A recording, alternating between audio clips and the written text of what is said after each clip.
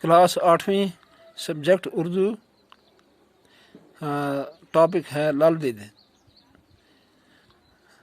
کشمیر قدیم زمانے ہی سے ریشیوں، سنتوں اور صوفیوں کا مسکن رہا ہے۔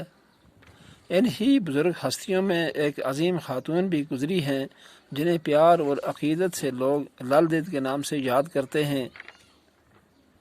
لال دید کی زندگی کے حالات کے بارے میں اگرچہ وثوق کے ساتھ بہت کچھ نہیں کہا جا سکتا، لیکن اتنا تو بہرحال یقینی ہے کہ وہ 14ویں صدی کے وسط میں سری نگر سے 6 میل دور جنوب مشرق کی طرف واقع ایک گاؤں سیمپور میں پیدا ہوئیں۔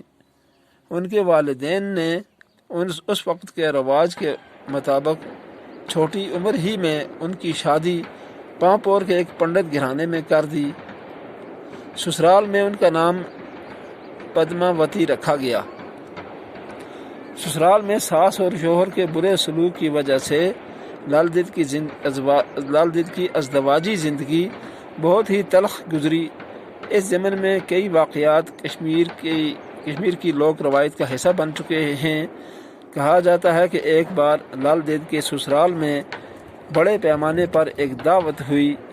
دوسرے روز حسب معمول جب لال دید گھاٹ پر پانی بھرنے گئیں تو سہیلیوں نے ہنستے ہنستے پوچھا کہ کل تم نے خوب پیٹ بھر کر اچھے اچھے پکوان کھائے ہوں گے۔ اس پر لال دید کے منہ سے بے ساختہ ایک شعر نکلا جو کشمیری زبان میں ایک ضرب المثل کی حیثیت اختیار کر چکا ہے۔